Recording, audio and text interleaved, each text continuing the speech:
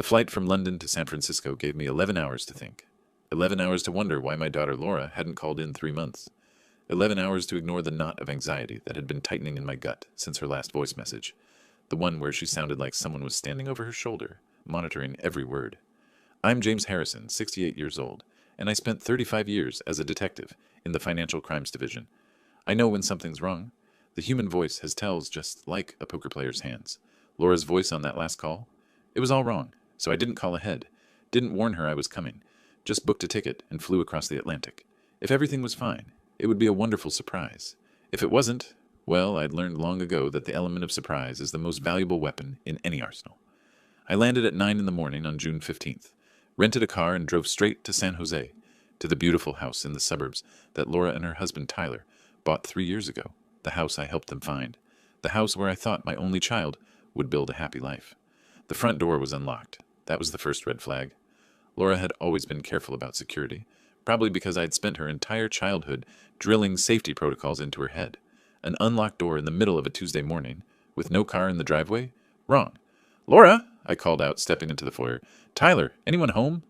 Silence, but not complete silence. There was something, a faint sound coming from somewhere in the house. I stood still, letting my ears do the work. 35 years of detective work teaches you to trust your senses. There, from the garage, a muffled sound, almost like whimpering. I moved quickly through the kitchen to the door leading to the garage. Locked, but not just locked. I could see something blocking it from the other side. The sound came again, clearer now. Someone crying, someone trying to call for help, but too weak to make much noise. "Laura!" I shouted, pounding on the door. "Laura, is that you?"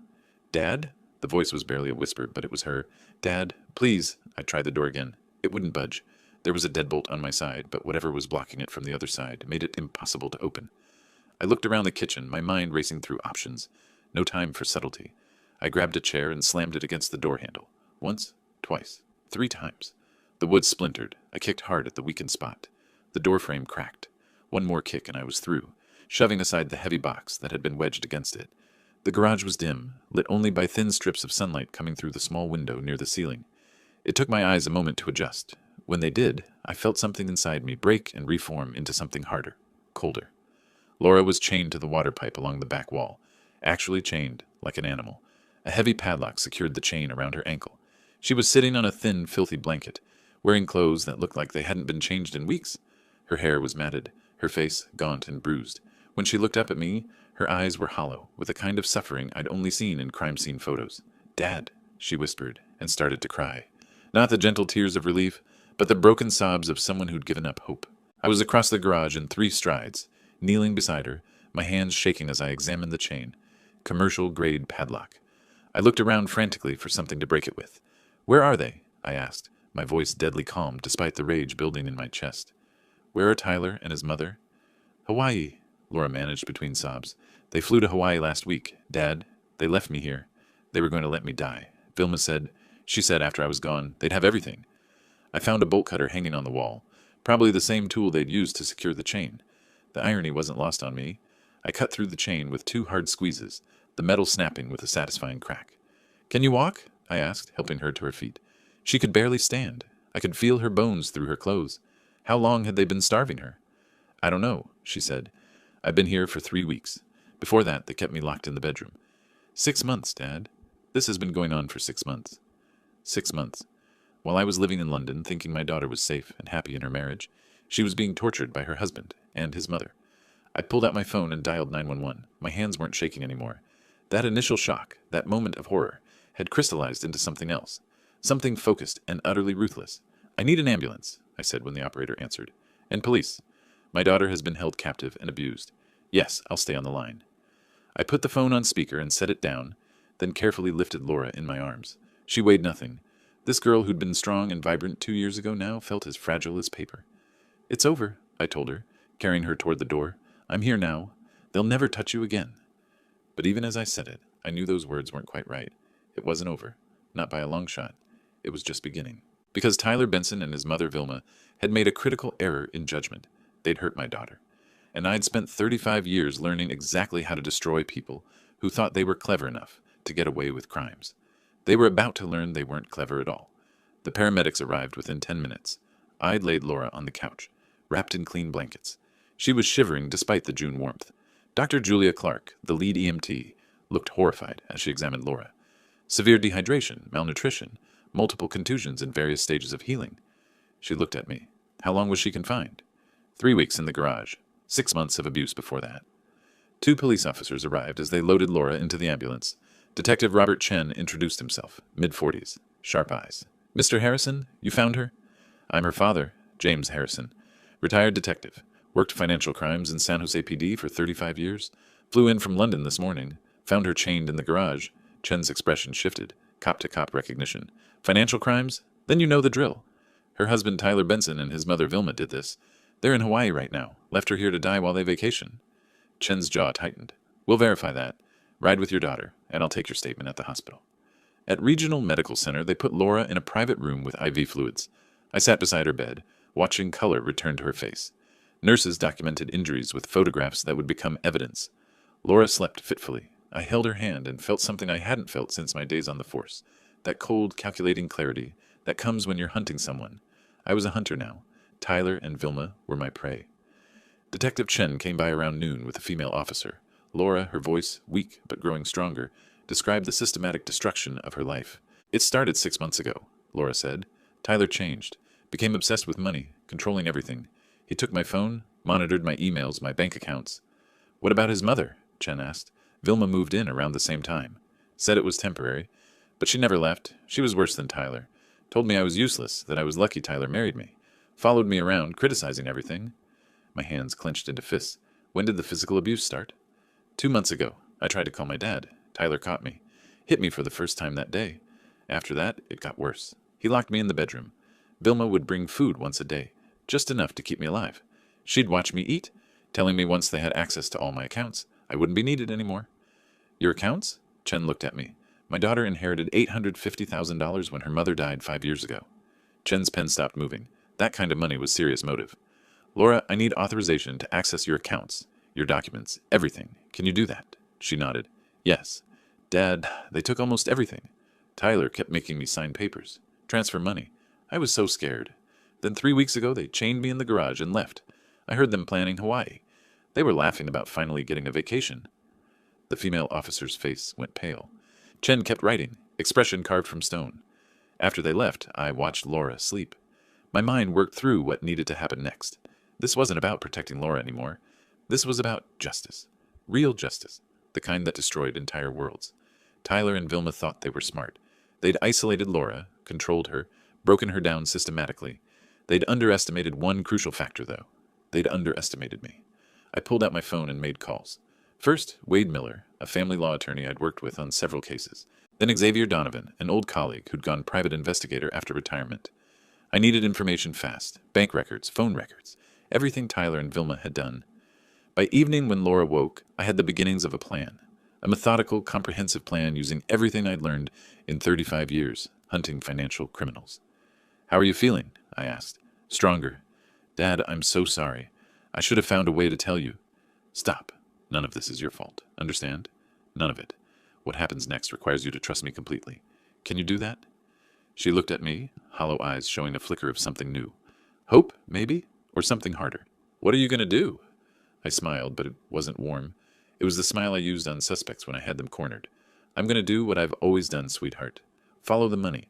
And when I find where it leads, I'm going to make sure Tyler and Vilma pay for every single thing they did to you. Legally, completely, permanently. She squeezed my hand. I want to help. You will, but first, you heal. Let me handle the rest. Sitting in that hospital room, watching the sunset, I felt something I hadn't felt in years. Purpose.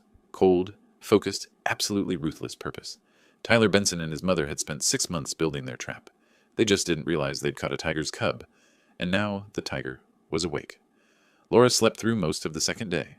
I sat in that chair beside her bed, letting my mind drift back, trying to pinpoint when everything went wrong. 2 years ago, Laura had just married Tyler. The wedding was beautiful, a garden ceremony in Napa Valley with 70 guests. Tyler had been charming that day, all smiles. He'd made a toast about how lucky he was to marry into such a wonderful family. Dad, you should go, Laura had said a week after the wedding. Don't put your life on hold for me. I'm married to a great guy. She'd seemed genuinely happy. So I'd gone to London, spent 2 years thinking my daughter was safe. The first crack came 6 months ago, December. Laura called, strain clear in her voice. Hey, Dad. Just wanted to say hi. Laura, you sound tired. I'm fine, just busy. Tyler's got me helping with some financial stuff. Something had been off. Her responses too careful, too measured. I'd chalked it up to stress. 35 years as a detective, and I'd missed the warning signs. After that, silence. When I'd tried reaching her, I got brief responses. Busy. Talk soon. Then nothing. I should have known. The door opened. Lisa Thompson, the neighbor, entered with coffees. Mr. Harrison? Thought you might need this. How's Laura? Recovering. Please sit. Lisa looked troubled. I feel terrible. I hadn't seen Laura in almost a month. You couldn't have known. I saw them last week, Tyler and his mother. Lisa wrapped her hands around her cup. Loading suitcases. Big ones. Vilma waved, all smiles. Told me they were taking a well-deserved vacation to Hawaii. My jaw tightened. What day? Tuesday, June 8th. They were laughing. Tyler said 2 whole weeks of paradise. She paused. Where was Laura? I figured maybe she couldn't get time off work. 2 weeks in Hawaii while Laura was chained in their garage. They'd left her to die, waited long enough that investigation would be complicated. Then they'd come back, discovered her missing, played devastated family. Did you hear anything else? About 3 weeks ago, I heard shouting from their house, late at night. I thought about calling police, but it stopped. I convinced myself it was just a TV. Her eyes filled with tears. I should have called. It's not your fault. But if you remember anything else, Detective Chen will want to hear it. After Lisa left, I accessed Laura's bank accounts. The inheritance, $850,000. It was meant to give her security. Instead, it painted a target. What I found made my blood run cold. 6 months of systematic theft. Small at first, 5,000 here, 10,000 there. By March, 6-figure chunks. Final balance, 170,000 in a trust account requiring both signatures. Everything else gone. $680,000 stolen. Worse, I cross-referenced dates with Laura's medical records. Every large transfer corresponded with a documented injury. March 15th, $50,000. Fractured rib. April 22nd, $75,000 bruised kidney. May 30th, $120,000 concussion. He'd beaten her into compliance, then robbed her. Methodically, deliberately. My phone buzzed. Xavier Donovan, the private investigator. James, got preliminary information. Go ahead. Tyler Benson, 42, works in tech sales. Or worked, fired 3 months ago. Here's where it gets interesting. Gambling debts. $120,000 across 3 Reno casinos. They've been pressuring him for payment. The pieces clicked. Tyler needed money desperately. Laura had money. Simple equation. What about the mother? Vilma Benson, 64, declared bankruptcy twice. No steady employment since 2018. Also has a record. Misdemeanor fraud in 2012. Tried to scam an elderly neighbor out of 50 grand with a fake investment scheme. Of course, this wasn't Tyler's first rodeo. There's more. Tyler and Vilma have a joint account.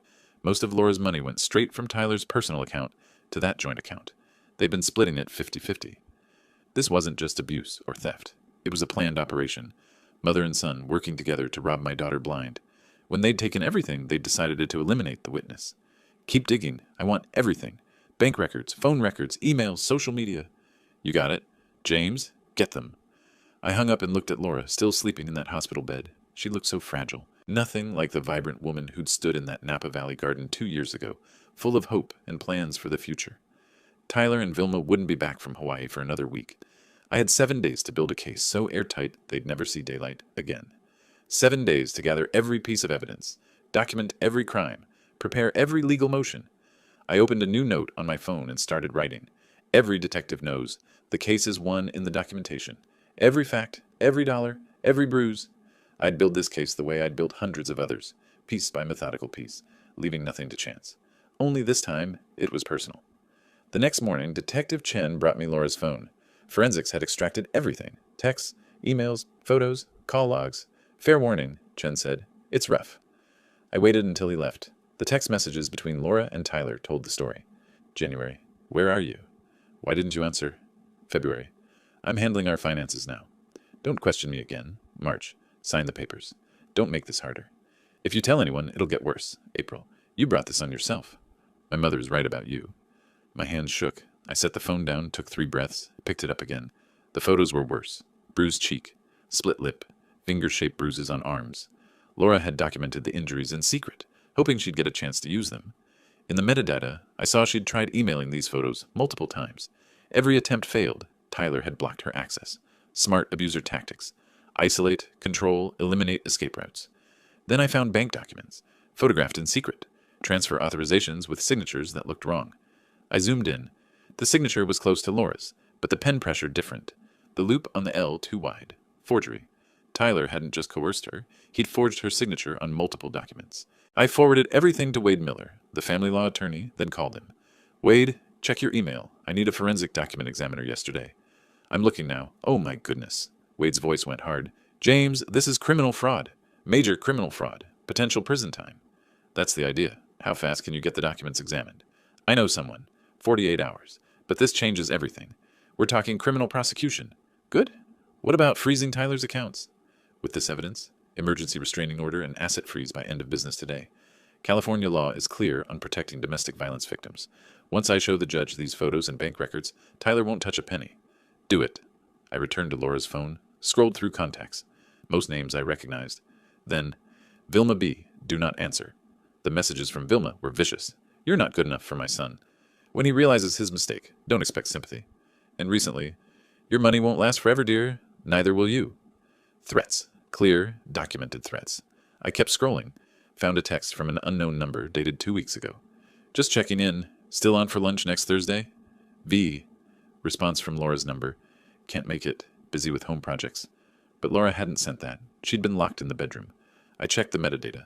Sent from Laura's phone, but from different coordinates. A restaurant in downtown San Jose.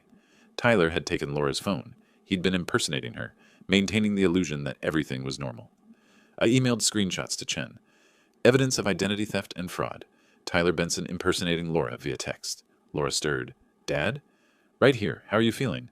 Better. Tired. She shifted, wincing. What are you doing? Building the case. Laura, did Tyler make you sign documents you didn't understand? She looked away. Yes. He said it was for taxes. He had papers. I tried to read them, but he kept rushing me, saying we had a deadline. Did you sign a document transferring the house to his name? Yes. In April. He said it was just for tax purposes, that my name would still be on it, legally. Was he lying? I'm afraid so. The house is entirely in his name, but we're fixing that. Wade's filing paperwork today to reverse all of it. Laura's eyes filled with tears. I'm so stupid. I should have known. Stop. You're not stupid. You were isolated, terrorized, systematically manipulated by someone who spent months breaking you down. This is not your fault. None of it. But the money can be recovered. Tyler and Vilma made mistakes. Lots of them. They got greedy. Sloppy. My phone buzzed. Wade. Emergency restraining order granted. All accounts frozen. Judge wants to see us Monday. You were right. The judge is furious. I showed Laura. It started. Tyler and Vilma are in Hawaii, thinking they're on vacation. When they land next week, police will be waiting. No money, no house, no access to you. Just handcuffs. Laura's expression shifted. Something hard flickered in her eyes. Good. I want to be there when they realize. I want to see their faces. There it was. The spark I'd been waiting for. My daughter wasn't just a victim anymore. She was getting angry. You will be. We'll make sure of it. I spent the rest of the day coordinating. Xavier called with more. Vilma had researched how to report someone missing and how long before presumed dead online. Tyler had looked up countries without extradition treaties and how to transfer money offshore. They'd been planning to flee, take Laura's money, and disappear. Except Laura would never be reported missing because she'd be dead, and no one would think to look until too late. It was solid planning, almost professional. If I hadn't shown up when I did, it would have worked. But I had shown up, and now they were going to learn what happens when you underestimate a father's love and a detective's skills. Dad? Laura's voice pulled me back. Thank you for coming home, for not giving up. I looked at my daughter, bruised and broken but alive. Laura, I need you to understand something. What comes next isn't about mercy or forgiveness. It's about making certain they never hurt anyone again. Can you accept that? She met my eyes. Yes, make them pay for everything. I intend to. They discharged Laura on the morning of June 19th, 4 days after I'd found her. The doctors wanted to keep her longer, but Laura insisted she needed to leave. I understood. Hospitals feel like prisons when you've just escaped a real one. I'd rented a furnished apartment in downtown San Jose the day before. 2 bedrooms, security building, 24-hour doorman. Nothing like the house she'd shared with Tyler. This place was temporary, anonymous, safe. Laura sat on the couch in the living room, wrapped in a blanket despite the June warmth. She looked better, color in her face. The IV fluids had done their work, but her eyes still carried that haunted look. I made tea, brought it to her, sat in the chair across from her. Tell me everything, I said, from the beginning. She was quiet for a long moment, hands wrapped around the mug. Then she started talking. 6 months ago, everything changed. It was January 3rd. I remember because it was the day after New Year's. Tyler came home from somewhere. I don't even know where he'd been. And he was different. Angry.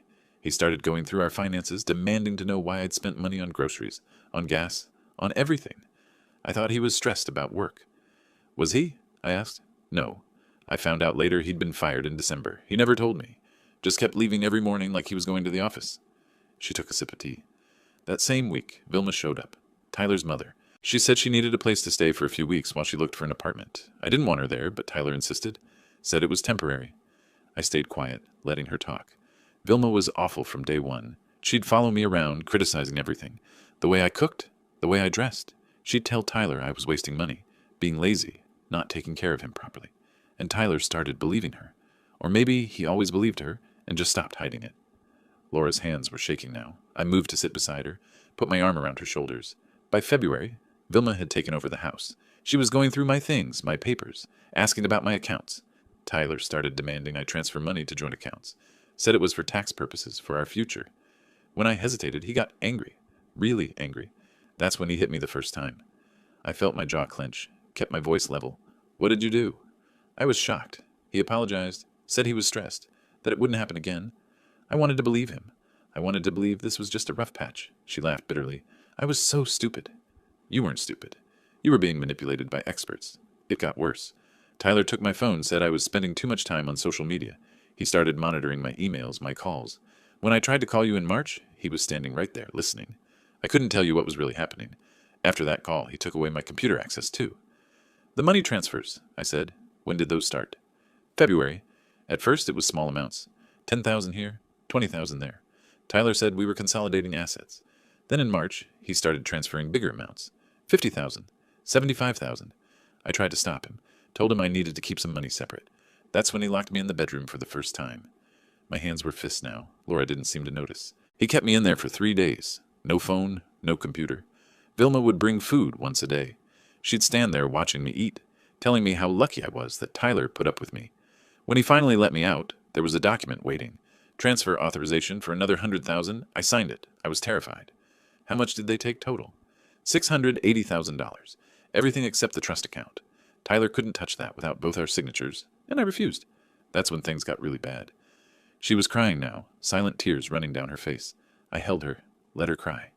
In May, Vilma started saying things. Cruel things. She'd tell me that once they got access to everything, I wouldn't be needed anymore, that Tyler could find someone better, someone who deserved him. I didn't understand what she meant, not then. When did they move you to the garage? 3 weeks ago, May 25th. Tyler said I was being difficult, that I needed time to think about my choices. He chained me to the pipe, said he and Vilma needed a vacation, that they'd earned it after dealing with me for so long.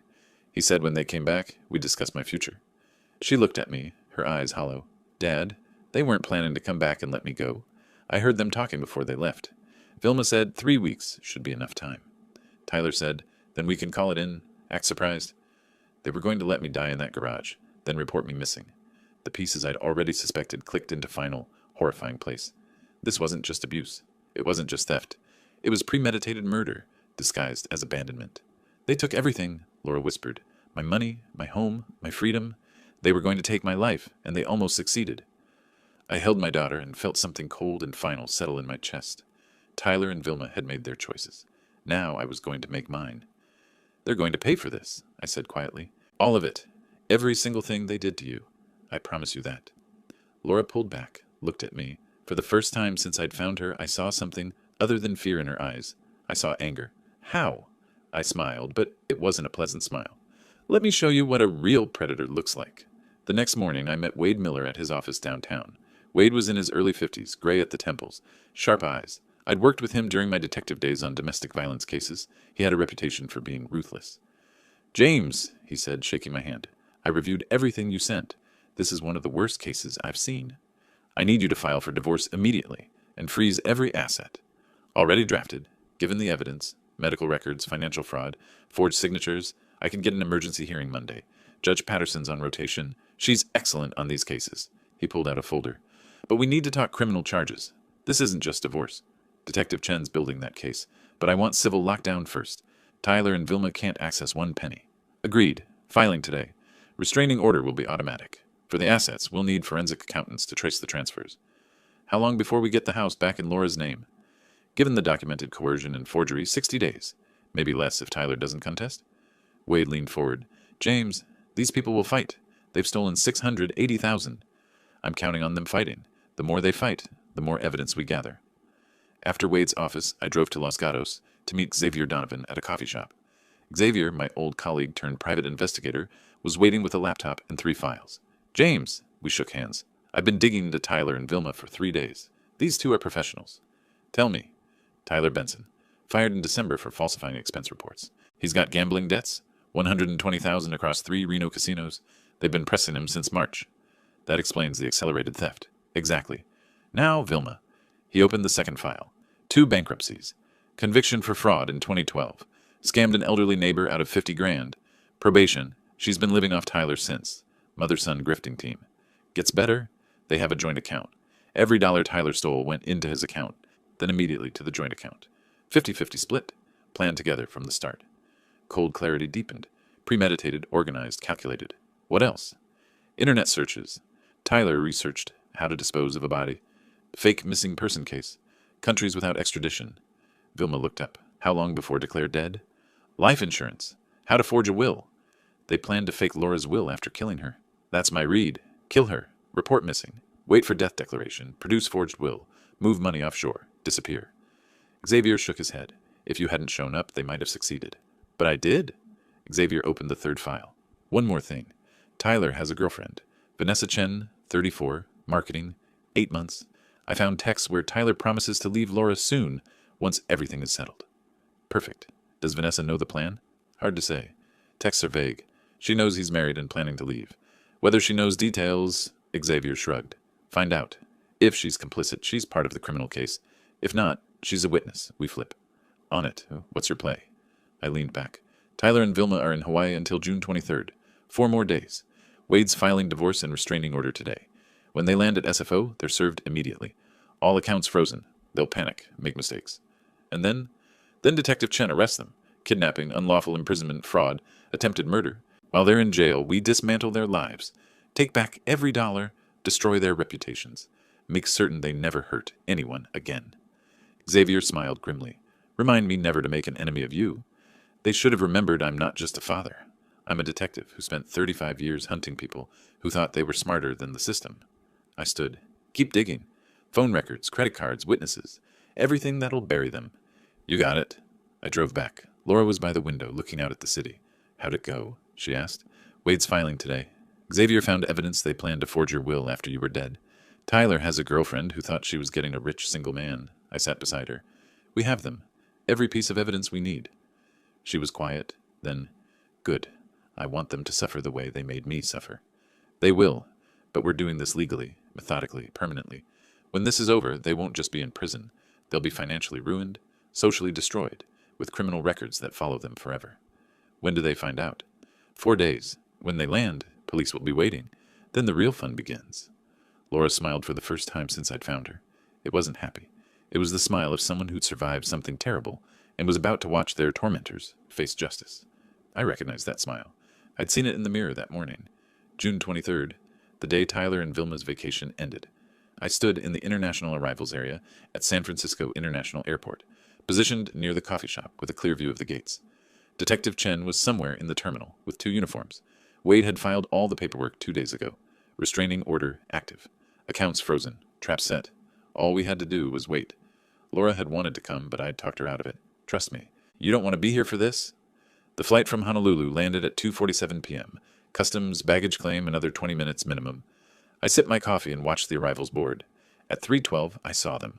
Tyler came through first, pulling 2 large suitcases, tanned and relaxed. Expensive Hawaiian shirt, designer sunglasses. Behind him, Vilma, in a sundress and wide-brimmed hat. They were laughing. They looked like people without a care in the world. People who'd just enjoyed a luxurious vacation. People who had no idea their lives were about to implode. I texted Chen. They're here. Gate 42A. Tyler checked his phone, frowned. That's weird. My credit card app isn't loading. Probably just the airport Wi-Fi, Vilma said dismissively. 15 more feet. Then Detective Chen and the uniforms intercepted them. Tyler Benson? Chen's voice was professional, neutral. Tyler turned, confused. Yes? Chen held up his badge. Detective Robert Chen, San Jose Police. I need you to come with us. You too, Vilma Benson. Confusion shifted to annoyance. What? Why? You're under arrest for kidnapping, unlawful imprisonment, financial fraud, and attempted murder. I watched Tyler's face cycle through expressions. Confusion, disbelief, then fear. Raw, animal fear. What? That's insane. Who? He stopped. Face went pale. Laura. Where's Laura? Safe, Chen said, and willing to testify. Turn around, hands behind your back. This is ridiculous. I want my lawyer. Vilma had gone completely still, frozen in shock. One officer moved to cuff her. That's when she found her voice. This is a mistake. We didn't do anything. That girl is lying. She's always been a liar. Ma'am, you have the right to remain silent, the officer said, continuing Miranda. But Vilma wasn't listening. She stared around the terminal at other travelers watching, phones recording, her face flushed red. Do you know who we are? The lawsuit you're bringing on yourselves. She turned to Tyler. Call Marcus. Tell him to meet us. Mom, shut up, Tyler hissed. He'd regained some composure, but his hands shook as the officer cuffed them. Don't say anything. Chen looked at me across the terminal. I nodded once. He nodded back. Officers, take them to the station. Chen turned to Tyler. Oh, and Mr. Benson? Your bank accounts have been frozen pending investigation. Credit cards suspended. The house is under restraining order. You won't be able to access any assets you obtained through your wife. Tyler's face went from pale to gray. What? You can't. That's our money. That's money obtained through fraud and coercion. A judge reviewed the evidence this morning. You'll get a chance to contest it. In court. After you make bail. If you can make bail. They led Tyler and Vilma away. Vilma still protesting, voice echoing through the terminal. Tyler had gone quiet, mind racing for a way out. There wasn't one. I'd made sure of it. I waited until they were out of sight, then walked to the parking garage. Called Laura from the car. It's done. They're in custody. Laura's voice was shaky but determined. How did they react? Tyler looked like he'd been hit by a truck. Vilma threw a tantrum. They're both in handcuffs, being processed. Accounts frozen. No access to money. No access to the house. No way to run. Good. I hope they're terrified. They are, but this is just the beginning. Arraignment tomorrow. Then trial preparation. Long process. I know. I'm ready. I drove back to San Jose, thinking about the next steps. Xavier had sent me his final report that morning. Everything we'd need for the trial. The forged signatures, the internet searches, the text messages with the girlfriend. Tyler and Vilma had left a trail of evidence so clear, so damning, that no reasonable jury could ignore it. They'd gotten sloppy. Arrogant. They'd thought they were smart enough to get away with it. That was their first mistake. Their second mistake was underestimating what a father would do to protect his daughter. Back at the apartment, Laura was waiting. She looked stronger than she had a week ago. Color in her face, steadiness in her eyes. What happens now? Now we watch them try to explain the unexplainable. Watch them realize every choice they made, every cruel thing they did, left evidence, and we watch them pay. Laura smiled, not happy, but the smile of someone who'd survived and was about to see justice served. Tell me about the trial. Tell me how we're going to destroy them. So I did. The preliminary hearing was scheduled for July 7th, 2 weeks after arrest. Tyler and Vilma had both made bail. Barely. Tyler's bail, $500,000. Vilma's, $250,000. They'd used their joint account, the one with Laura's stolen money. I found that deeply satisfying. Wade and I met with Laura the morning before. Wade's conference room, documents spread across the table. Prosecution presents evidence tomorrow, Wade explained. Medical records, bank statements, phone records. Judge decides if there's enough for trial. What about Tyler's lawyer? Marcus Hoffman. He'll try to paint this as domestic dispute gone bad. Claim Tyler was stressed, made mistakes. Won't work. Evidence is too clear. What do I need to do? Be honest, direct. Don't let him rattle you. Wade looked at me. James, you'll testify as the person who found Laura. Your police background adds weight. Hearing started at 10 a.m. Courtroom packed. I sat behind Laura. Across the aisle, Tyler and Vilma with their attorneys. Tyler had lost weight. Vilma looked 10 years older. Prosecution went first. Medical evidence, photos of Laura's injuries, chain marks, doctor's testimony about dehydration and malnutrition. I watched Tyler's face, neutral, but jaw tight. Then financial evidence. Every transfer, every forged signature. Timeline showed how thefts accelerated, how Tyler systematically drained Laura's accounts. Your Honor, the prosecutor said, we have evidence of premeditation. He pulled up screenshots. These are internet searches from Tyler Benson's computer. How to dispose of a body. How to fake a missing person case. Countries without extradition treaties. The courtroom went silent. Even Tyler's lawyer looked shaken. And from Vilma Benson's computer? How long before someone is declared dead? How to forge a will.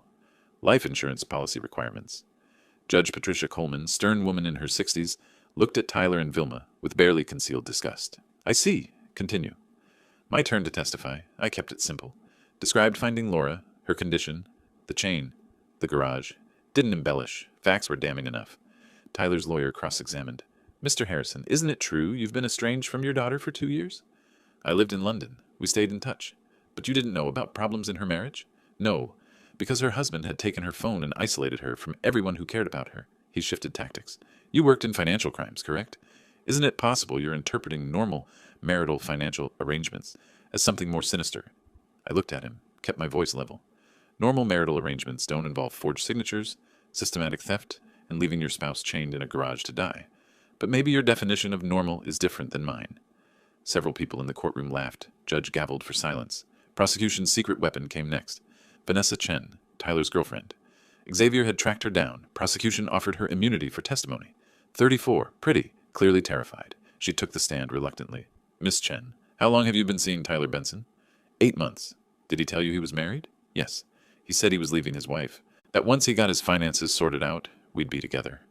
Did he ever discuss his plans for his wife? Vanessa's voice dropped. He said Laura would be out of the picture soon. I thought he meant divorce. I didn't know. Did you see this text? The prosecutor showed her a printout. Everything will be resolved in 3 weeks. Then it's just you and me, and enough money to go anywhere. Vanessa's face crumpled. I didn't understand what he meant, Tyler exploded. She's lying, I never said that. Judge slammed her gavel. Mr. Benson, control yourself or you'll be removed. Tyler's lawyer grabbed his arm. Tyler sat back, face red with rage. Hearing lasted 4 hours. When it was over, Judge Coleman barely deliberated. I find sufficient evidence to proceed to trial on all charges. Bail will remain as set, but both defendants will be fitted with GPS monitoring. Trial begins August 1st. She looked at Tyler and Vilma. I suggest you consider the strength of the evidence against you. Outside, reporters swarmed. I steered Laura toward Wade's car, but I heard one question. Mr. Benson, do you have any comment? I glanced back. Tyler surrounded by cameras, looking cornered. This is a misunderstanding. My wife and I had problems, yes, but I never... What about the searches for how to dispose of a body? Another reporter called. Tyler's face went pale. His lawyer pulled him away. In the car, Laura was quiet. You okay? I keep thinking about how he looked when they showed the searches. When Vanessa testified, he couldn't believe this was happening to him. People like Tyler and Vilma always think they'll get away with it. Think they're smarter than everyone else. That rules don't apply. I looked at her, but they do. And now they're learning. Laura nodded. Good. Because I want them to understand exactly what they did. I want them to face every consequence. They will. Trial's in 3 weeks. By the time we're done, Tyler and Vilma won't just be in prison. They'll be examples. Warnings. Wade dropped us at the apartment. My phone buzzed. Xavier. Just saw the news coverage. Tyler's face when they mentioned the searches was priceless.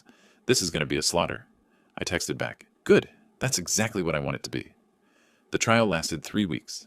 August 1st through August 22nd. Every day, Wade and I sat with Laura as the prosecution methodically built their case. Every day, Tyler and Vilma sat across the aisle, their expensive lawyers trying desperately to contain the damage. They couldn't. The evidence was too overwhelming. On August 22nd, the jury deliberated for 4 hours. When they came back, the 4 women stood and read the verdict. On the charge of kidnapping, we find the defendant, Tyler Benson, guilty. Laura's hand tightened in mine. On the charge of unlawful imprisonment, guilty. On the charge of attempted murder, guilty. On the charge of financial fraud, guilty. I watched Tyler's face. He'd gone pale, but he still had that arrogant tilt to his chin, like he couldn't quite believe this was happening to him. Vilma's verdict came next. Guilty on conspiracy charges, guilty as an accomplice to kidnapping and fraud. She started crying, not tears of remorse, but tears of self-pity and rage. Sentencing was scheduled for August 28th, 6 days away. Those 6 days were interesting. Tyler's lawyer tried to negotiate a plea deal. The prosecution refused. Vilma's lawyer requested leniency. The judge denied it. Meanwhile, I gave an interview to the San Jose Mercury News, told them everything. The story went viral. Within 48 hours, Tyler and Vilma's faces were everywhere. Social media was merciless. Tyler tried to delete his online presence. Too late. The internet never forgets. On August 28th, we returned to court for sentencing. The courtroom was packed. Reporters, spectators, people who'd followed the story online. Judge Coleman had to gavel for silence multiple times. Laura had prepared a victim impact statement. She stood at the podium, looking directly at Tyler. You told me you loved me. Instead, you tried to take my life. You and your mother planned to let me die. But I didn't die. And now you're going to spend years understanding what it means to lose everything. She sat down. Vilma started to say something, but her lawyer shut her down. Judge Coleman adjusted her glasses. I presided over many cases in my career. This is among the most disturbing. The systematic nature of the abuse. the financial exploitation, the premeditation. This was not a crime of passion. This was calculated cruelty. She looked at Tyler. Tyler Benson, you are sentenced to 15 years in state prison without possibility of parole for 5 years. Additionally, you are ordered to pay $300,000 in restitution to the victim. Tyler's face went slack with shock. Vilma Benson, you are sentenced to 8 years in state prison. You will also be held jointly liable for the restitution. Vilma exploded. This is insane. We didn't do anything wrong. That girl manipulated everyone. She... Mrs. Benson, one more outburst, and I'll add contempt charges. Judge Coleman's voice was ice. Officers, remove the defendants. As they led Tyler and Vilma away in handcuffs, Vilma turned and screamed at me. You destroyed my son's life. You destroyed everything. I stood up, looked at her calmly. No, he destroyed his own life when he decided money was more important than people. The words were quiet, but in the silent courtroom, everyone heard them. Tyler didn't say anything. He just stared at me, finally understanding that this was real, that he'd lost, that his careful plans had collapsed because he'd underestimated the one person who'd never stop fighting for Laura. They took them away.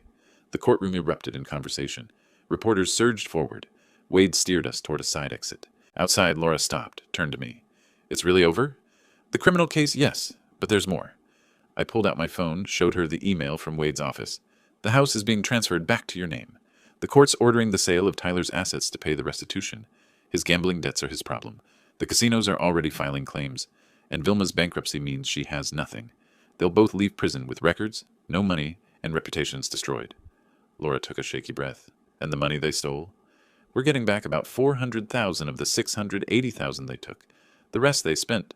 Lawyers, bail, their lifestyle. But combined with the $300,000 restitution, you'll have $700,000. Not as much as you started with, but enough to rebuild. She nodded slowly. I don't care about the money anymore. I just want them to never be able to hurt anyone else. They won't. 15 and 8 years is a long time. Tyler will be 57 when he gets out. Vilma will be 72. With criminal records, history of fraud, and the internet remembering everything, their lives are effectively over. Wade caught up with us. The press wants a statement.